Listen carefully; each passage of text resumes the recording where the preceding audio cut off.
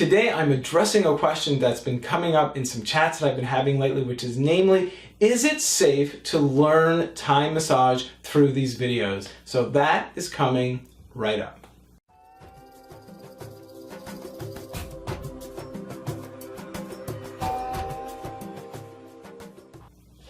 Hey everybody, this is Shai and I am the founder of the Still Light Center, School of Thai Yoga Massage, and I want to answer this question and maybe spark a discussion about is it safe to learn Thai Yoga Massage through these videos, through YouTube, through online courses, and through video, as opposed, I suppose, to coming to class and learning with a teacher. And it's come up because I've been engaging in some discussions recently in some online chat forums about this very question, and I think it's an important question to discuss. Now, just before I get into it, I just want to again thank you for coming and visiting and being part of this channel and being part of this discussion and this learning. And if you like what you're learning, I would encourage you please subscribe to the channel by clicking on that subscribe button on the left, and just right next to it there's a bell, and when you click on the bell you get notifications every time a new video comes out. So clearly I'm making this video. I've made over 120 videos that are all about teaching Thai massage. So I think it's kind of clear which side of the fence I'm going to fall on when it's the question of is it safe to learn Thai massage through video? But the question is why? Why do I think it's safe? Why do I think it's beneficial? And more importantly, I feel is why or how can you make it safe? How do you make it beneficial? What is the difference? What are the limitations between learning through video versus going to a class? And you know, one of the reasons I think this is important, I know that there is plenty of resistance for people to learn how to give massage through video, because the natural instinct and inclination is that if I'm not in class where a teacher can be watching over me and helping me when I'm struggling with something, then I'm not learning it as well as possible, and I may even hurt someone. I'm not denying that these are important questions and these are really important considerations, but what I do believe is that there are really great ways to overcome those hurdles when learning through a video. And part of that is the responsibility of a teacher to show you things in a certain kind of way. And I take that responsibility to heart. I take it very seriously. So in fact, and even in class, when I have students that come and learn from me, there are moves that I just simply won't show you because I'm not fully confident that you can go home and practice these things on your own and effectively give them without the potential of injuring someone else or making it uncomfortable, or how to figure it out, or doing things safely.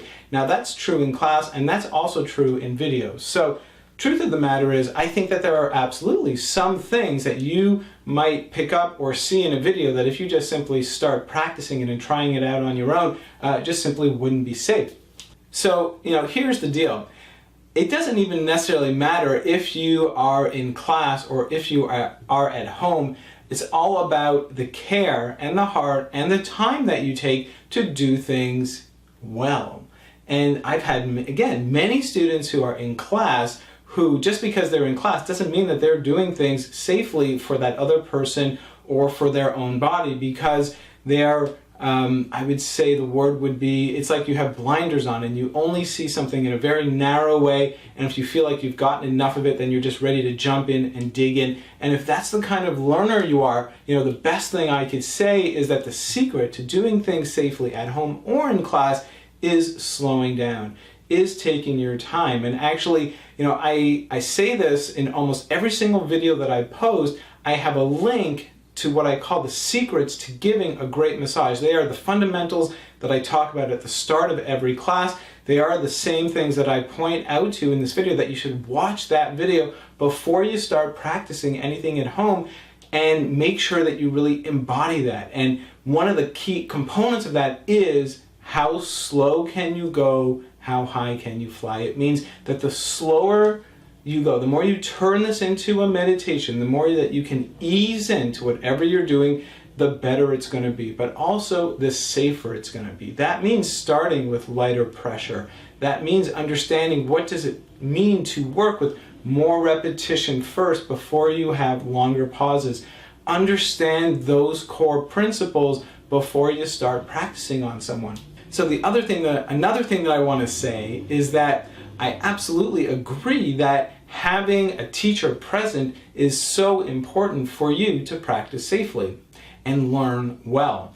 But the real question that I have been thinking of, it's not just that I've been thinking about this, I have seen this and I have been part of this for so long, really for 17 years in my career, is just an understanding really who are your teachers. You have some really important teachers when it comes to learning how to give a massage. And when you go to a class and you learn something with someone for a few days and you're learning from that teacher, that is just one teacher that you have. And it's a very important teacher.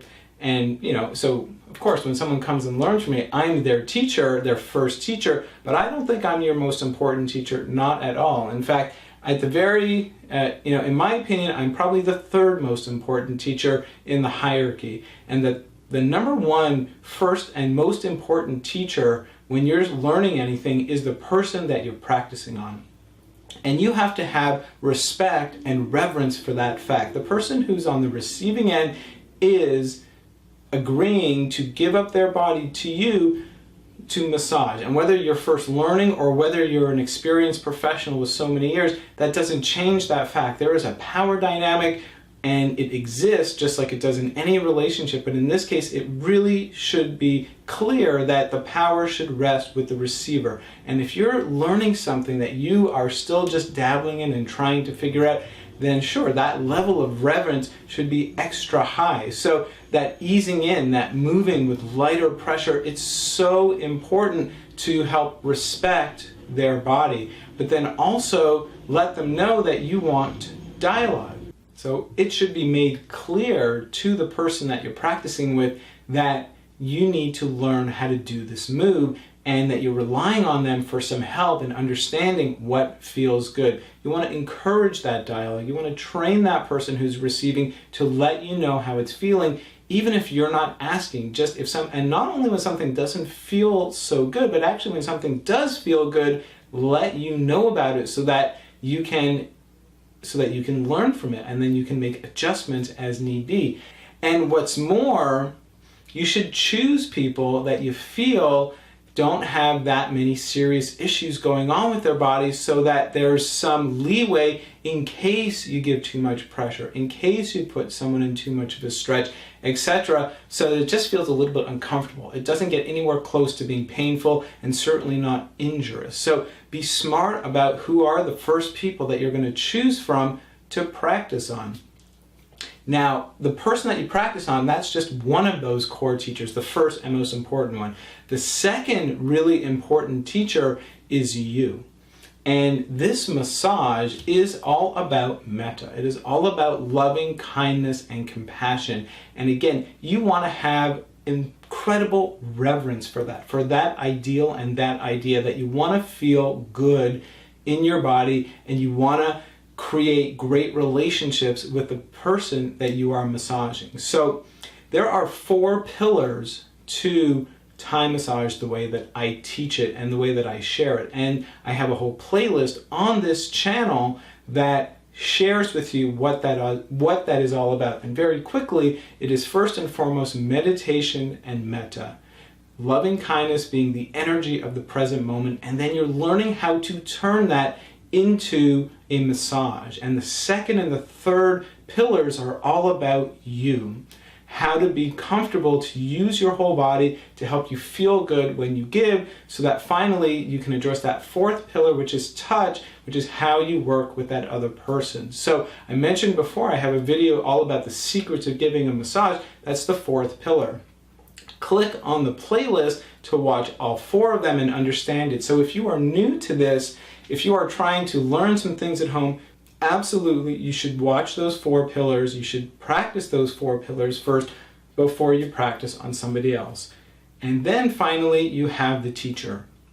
I am your teacher and I am here. And the videos where I show you techniques, I am teaching you. I am absolutely there. I am not there to watch how you are doing it. I am trusting that you can be responsible with your body and with your partner to figure some things out. But if you have questions, if you need some follow-up, then follow up. Write to me. Post those comments below. Be active and be engaged. And you'd be amazed by what kind of response you get, because I am here to support you. I am here to help you. My vision is that touch and massage spread as far and wide as it can be, because I know just how beneficial it is, and not only for the receiver, but for the giver. So I'm doing everything I can to help make sure that happens in the safest and best ways possible. And if you do your part, then we can do something great together. You can learn in a really beautiful way if you treat this practice with reverence, if you understand that it is a moving meditation. So bring that kind of energy to it, be open and have lots of communication and set your foundations really well, and then you practice. And I think if you do it that way, then you can get a heck of a lot out of watching videos, learning through the videos, and then practicing on the right people in your life. There you go. That's what I want to say right now. You have a different opinion? I would love to hear it. Please post it below. Let's have the engagement. Let's have the conversation. Let's get better at supporting each other in this practice.